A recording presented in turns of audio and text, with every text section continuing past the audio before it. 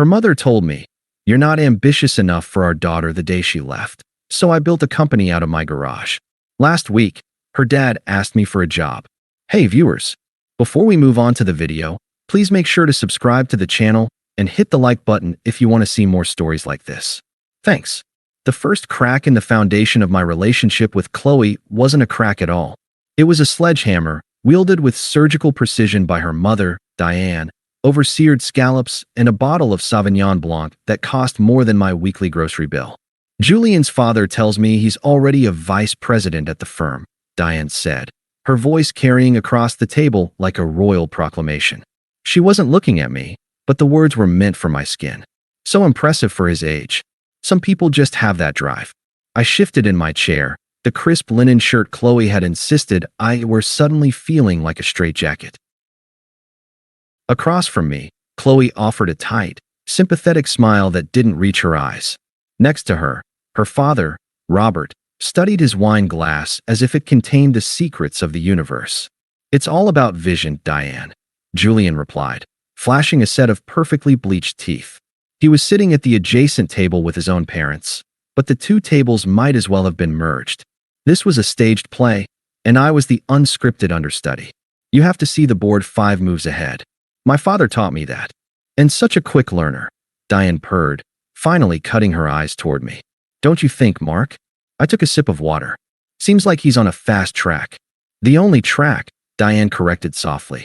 "Qley, darling, you remember the Hamptons house Julian's family has? The one with the private dock? You should see it sometime. It makes our little place look like a shack." The food turned to ash in my mouth. This wasn't subtlety. This was a public flogging. I'd spent the last 3 years building a stable, comfortable life with Qley. I'd taken the reliable job in middle management to pay our bills while she figured out her career path. I'd been the one who held her hair back when she was sick, who remembered her mother's birthday when she forgot, who fixed the leaky faucet and assembled the IKEA furniture without complaint. I thought we were a team. Now, I was being measured against a Nepo baby with a trust fund and found to be structurally unsound. Later, in the car ride home, the dam broke. "What was that, Qley?"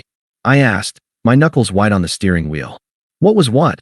she snapped, staring out the passenger window. "That whole performance. Your mother comparing me to that all night. And you just sat there." She turned to me, her face sharp in the passing streetlights. "Maybe she has a point, Mark. Why can't you be more like him? Ambitious. A go-getter. You heard him. He's a vice president at 28. What are you? A project coordinator." It sounds so small. The word hit me like a physical blow. "Small," I repeated, my voice dangerously quiet. "The life we're building is small. The down payment we've almost saved? The future we talked about? That's your future," she cried, her voice rising with a hysterical edge. "A small house in a boring suburb, a sensible car, a 2-week vacation once a year. It's suffocating. My mom sees it. I see it. You're just comfortable. Is this it? A middle management life forever?" I pulled into the parking spot outside our apartment building and killed the engine. The silence was deafening. I thought of the promotion I'd turned down because it would have meant more travel, more time away from her. I thought of the coding projects I'd abandoned in my spare time because she found them geeky and a distraction from our us time. The sacrifices I'd made for our shared stability were now being used as evidence of my inadequacy. "So that's what you think of me," I said, the fight draining out of me, replaced by a cold, hollow feeling. "I'm just comfortable." She didn't answer. She just got out of the car and slammed the door. The end came 3 days later. The air in our apartment had been thick and unbreathable since the dinner. Qley had been sleeping in the guest room. I came home from work to find her sitting on the living room couch, her back ramrod straight. Her suitcase was by the door. My heart sank into my stomach. "Qley, what's going on? Is this about the other night?" She took a deep breath, her hands clasped tightly in her lap. She wasn't crying. She was resolute. "It's about everything, Mark." "What does that mean?" "It means I need more." Her eyes met mine, and they were flat, devoid of the warmth I'd known for years. "I deserve a partner who challenges me, who has a plan. A real plan for a big life. You're safe. You're a nice guy. You really are. But you're not ambitious enough for the life I want to live." The words, rehearsed and delivered so cleanly, felt like a clinical diagnosis. Not ambitious enough. The family motto. The life you want. I asked, my voice barely a whisper. What about our life? What about the plan we made together? The house, the garden, maybe a dog. We talked about kids, Qley. That was your plan. She shot back, a flash of anger in her eyes. A small house, a sensible car, a dog. It's suffocating. Can't you see that? It's a blueprint for a boring, mediocre life. Julian and I, we have a connection. He sees the world the way I do. He has vision. Julian. There it was. The sledgehammer had found its target. The dinner hadn't been a warning shot. It was the opening salvo of her new campaign. I looked at her, at the woman I thought I'd spend my life with, and I saw a stranger. The betrayal was a physical weight, but beneath it, something else was stirring, a calm, clear understanding. Arguing would be like trying to reason with a hurricane. You don't negotiate with a force of nature, you get out of its path.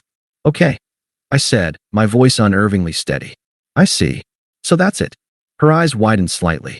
She had been braced for a fight, for begging, for tears. My calmness was a script deviation. That's it? She echoed, a flicker of her old smugness returning. You're not even going to fight for me. A sad, almost imperceptible smile touched my lips. You've made your choice, Qley, and I'm not a prize to be fought over. I'll pack my things. I turned and walked toward the bedroom, leaving her sitting on the couch, the victory she'd so carefully orchestrated suddenly feeling hollow and confused. I didn't look back. The first step of a long, quiet walk away had already been taken. The silence in my new apartment was a physical presence. It wasn't the comfortable quiet of a shared space, but a hollow, echoing void. I'd rented the first place I could afford, a one-bedroom box with beige walls and carpet that smelled faintly of stale cigarettes, its only notable feature being a detached, single-car garage. It was a far cry from the stylish, if small, apartment Qley and I had shared. This was a place for storage, not for living. And that's exactly what I felt like, a thing in storage. Packing my life into a dozen cardboard boxes had been a clinical, almost archaeological, process. I took my books, my clothes, my desktop computer. I left behind the garish throw pillows she loved, the scented candles, the framed prints we'd bought together on a trip to the beach. I was a surgeon, carefully excising myself from a host body. When I was done, I placed my key on the kitchen counter beside a note that simply read, "All yours." No signature. No goodbye. It was the closing of a business account that had been terminated without cause. My phone buzzed once, a day later. A text from Qley. "Qley, I hope you're okay." It was the most insulting message I'd ever received. A perfunctory dab of emotional antiseptic on a wound she had sawed open. It wasn't concern, it was a probe to see if I was still in orbit, still susceptible to her gravity. I didn't reply. I held the phone in my hand, my thumb hovering over the screen, and then I did what needed to be done. I blocked her number. Then I blocked her on every social media platform I had. It wasn't an act of anger, but of self-preservation. A firebreak. The first few weeks were the hardest. The unfairness of it all was a tape loop in my head. I'd been loyal. I'd been committed. I'd built my world around us. And in return, I was discarded for having the wrong job title, for lacking the right kind of performative ambition. I'd given up my own passions, my own quiet drives, to be the stable foundation for her dreams. And that foundation was now deemed boring. But in the emptiness of that beige apartment, a strange thing happened. The noise of my hurt and confusion began to fade, replaced by a low, steady hum. It was the sound of my own mind, finally able to hear itself think. One evening, sitting on the floor because I didn't own a couch, I dragged an old cardboard box from the garage. Inside was a time capsule from a life before Qley, my old gaming laptop, a stack of programming books, and a mess of cables. On a whim, I plugged it in. The machine whirred to life, its fan groaning in protest. I clicked on a folder titled Project Ether. It was an idea I'd had years ago, a sleek, intuitive project management software for creative freelancers, something that didn't feel like corporate spyware. I'd built a crude prototype, but Qley had found it a waste of a weekend. "Why are you always tinkering in the garage when we could be having brunch with my friends?" I opened the code. It was messy, amateurish in places, but the core idea was solid. It was my idea, not ours. Mine. And so, I started to tinker. Not for a promotion. Not to prove Diane wrong. Not to win Qley back. I did it because the logic of the code made sense in a way human relationships no longer did. If a function was flawed, you debugged it. If a variable was undefined, you gave it a value. There was no subterfuge, no hidden meaning, no moving goalposts. The garage became my sanctuary. The hum of the laptop and the scent of old concrete were my new normal. I worked until my eyes burned, the click-clack of the keyboard a mantra against the silence. This was my ambition. Quiet, self-directed, and real. Months bled into a year. The beige apartment acquired a cheap sofa and a proper desk. Project Ether evolved from a messy prototype into a sleek, functional beta. I lived on savings, ramen, and caffeine. The world outside ceased to exist. Qley, Julian, Diane, they were ghosts from a past life, their power over me fading with every line of code I wrote. Then, one afternoon, my phone buzzed with a message from Liam, one of the few mutual friends who hadn't chosen a side. Liam, hey man, long time. Hope you're well. Heard you're doing your own thing now. Me, yeah? Keeping busy. Liam, good. Listen, I saw Qley last week. She looked rough. I felt a flicker of something. Not curiosity, more like the detached interest of an astronomer observing a distant supernova. Me, oh yeah? Liam, yeah? The Julian guy, total bust. Turns out vice president was a title his dad gave him to keep him out of trouble. The guy doesn't actually do anything. From what I hear, he's bleeding her dry. She's paying for their apartment, their trips. She looks miserable. The information settled. It was karma, I supposed, but it felt less like cosmic justice and more like an inevitable mathematical outcome. A relationship built on the shaky foundation of status and perceived ambition was collapsing under the weight of its own hypocrisy. I felt nothing. No vindication. No schadenfreude. And most importantly, no sympathy. I looked at the screen of my laptop, at the clean interface of the software I had built from the ground up. It was ready. I had a meeting with a potential angel investor next week. I typed my reply to Liam, my fingers moving with a calm certainty that would have been impossible a year ago. Me. I'm busy building something. I don't really have the bandwidth to hear about her life. I hit send, put the phone down, and went back to work. The ghost was gone. The future was waiting. 2 years. It's a long time to spend in the quiet, focused grind of building something from nothing. The garage apartment was a distant memory. I now sat in a corner office on the 14th floor. The skyline of the city stretched out before me like a promise kept. Ether wasn't just a functional beta anymore. It was a thriving startup with a team of 15 brilliant, hungry people, and we just closed a second, significant round of funding. The trade press was starting to whisper our name. My name. My phone, a sleek, black device that was now a tool of business, not a tether to a painful past, vibrated with an unknown number. I almost sent it to voicemail, but my assistant was at lunch. Mark speaking. I said, my tone professional, detached. There was a shaky breath on the other end. Mark? Hi, it's Qley. Her voice was a relic, a sound from a forgotten era. It held none of its former smugness or resolve. It was thin, frayed at the edges. I didn't respond. I simply waited, my gaze fixed on the city below. I heard about your company, she continued, the words tumbling out in a rush. Ether. That's amazing. I always knew you had it in you. The irony was so thick I could taste it. She was praising the very quality she and her mother had told me I fundamentally lacked. The quality I'd had all along, just directed at the wrong audience. Hello, Qley, I said, my voice flat, devoid of warmth. What can I do for you? A beat of stunned silence. This wasn't the reaction she'd scripted. I made a huge mistake. Her voice cracked. A huge, stupid mistake. Julian, he was a fraud. Everything was a lie. His job, his money, it was all his father's. My mom, she was wrong. I was wrong. I said nothing. The confession hung in the digital space between us, meaningless. Can we just talk? She pleaded, a desperate whine creeping into her tone. Maybe get a coffee? For old time's sake. I could see it so clearly. She wanted absolution. She wanted to sit across from me in my success and have me tell her it was okay, that I understood, that the door was still open. She wanted to use my stability as her life raft once again. I'm sorry, my schedule is incredibly packed, I said, the corporate non-apology fitting perfectly. I don't think that would be productive. I hope you figure things out. I ended the call before she could form another word. I felt a sliver of something, not satisfaction, but a quiet confirmation that the person I was now was no longer compatible with the person she was. I set the phone down and went back to reviewing a quarterly report. The interruption was already forgotten. A week later, my phone lit up again. This time, it was a number I recognized with a cold twist of nostalgia, Diane. I almost didn't answer, but a morbid, clinical part of me was curious to hear the tone of the queen once her castle had fallen. Mark, dear, it's Diane. Her voice was different. The condescending purr was gone, replaced by a strained, saccharine warmth that was even more unsettling. Diane, I acknowledged. Qley is just devastated, she began, launching into her performance. That man, Julian, was a monster, a user. He took advantage of her, of our family.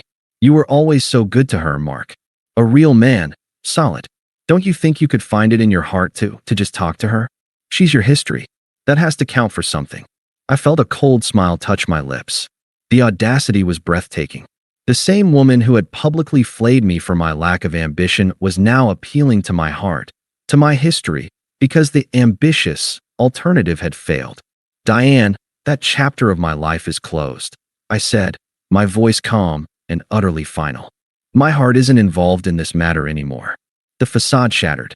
The saccharine warmth evaporated, replaced by the hard, brittle anger I knew was always lurking beneath. After everything we did for you, she hissed. We welcomed you into our family. This is how you treat us? You're just going to let her suffer? You're a selfish, bitter man. There it was. The true colors, revealed the moment her manipulation failed. I wasn't a person to her. I was a utility. And a utility that refused to function was deemed selfish. I'm sorry you feel that way, I replied, the epitome of professional detachment. I have to go now. I hung up, the sound of her sputtering fury cut short. It was the last thread, snipped. There was nothing left to say. The final act of the play arrived 2 weeks later, staged with an irony so perfect it felt scripted. My assistant's voice came over the intercom. Mr. Evans, your 1015 is here. A Robert Miller? He says it's regarding a business consultancy. Robert. Of course. The final, most potent piece to be played. I knew this wasn't a consultancy. This was a surrender. Send him in, Sarah. The door opened, and Robert walked in. The confident, silent patriarch from the restaurant was gone. In his place was a shrunken, nervous man in a suit that suddenly looked a size too big. His eyes darted around my office, taking in the modern furniture, the panoramic view, the palpable aura of success. Mark, he said, forcing a smile that was more of a grimace. You look well. This place is incredible. He wiped a bead of sweat from his temple. I always knew you were a sharp kid. Thank you, Robert, I said, not gesturing for him to sit. I remained standing behind my desk, a subtle power dynamic established. My assistant said you had a business proposal? I have 15 minutes before my next call. He swallowed, his Adam's apple bobbing. Well, yes, the thing is. He faltered, his rehearsed lines failing him under the weight of the reality he was standing in. My firm, we've hit a rough patch. A very rough patch. With the economy and Julian's family. Well, they pulled some investments after everything. It's been a domino effect. He looked at me, his eyes pleading. I was wondering if you had any openings? A senior role, perhaps? Director of operations, something like that? I'm not proud. I let the silence hang in the air, thick and heavy. I looked at this man who had sat by while his wife and daughter dismantled me, who had believed that a borrowed title was worth more than quiet competence. Now, he was in the temple of that quiet competence, begging for scraps. I leaned back, my posture calm and utterly detached. Robert, I began, my voice soft but firm, each word chosen with precision. I run a lean company. We hire for specific skill sets, driven by data and results. We don't have roles for generalists. I paused, letting the euphemism for obsolete sink in. And to be perfectly frank, the people I bring into my orbit need to be aligned with my values: loyalty, vision, and quiet perseverance. The kind of qualities you and your family once told me weren't ambitious enough for your daughter. The color drained from his face. He had been braced for a no, but not for the mirror held up so clearly, reflecting his own hypocrisy back at him. It was the unvarnished truth, delivered without malice, and it was more devastating than any insult. "Mark, please," he whispered, his voice breaking. I stood up, a definitive gesture. I walked around the desk and offered my hand. It wasn't a gesture of reconciliation, but of termination. A business deal closed. "This meeting is over," I said. "I wish you the best of luck in your search." He looked at my hand for a moment, a broken man, then took it with a weak, clammy grip. He didn't say another word. He just turned and shuffled out of my office, a ghost finally exiting the stage. I walked back to my window. The city hummed with life and potential. I felt no hatred, no triumphant victory. I felt only a profound and absolute peace. The last anchor to that old life had been cut. They weren't just gone, they were irrelevant. The life I had now, the company I'd built, the man I'd become, it was all mine. I picked up my phone, my thumb scrolling to a different number, and pressed call. "Hey you," said a warm, intelligent voice on the other end. It was Anna, the lead engineer I'd hired 6 months ago, the woman whose brilliance and quiet strength had captivated me from day one. "Hey," I said, a genuine smile finally reaching my eyes as I gazed at the skyline. "Just checking in. How's your day going?" I was no longer looking back. I was already home. Thanks for watching. Make sure to subscribe to the channel and hit the like button. What do you think about this story? Share it in the comments.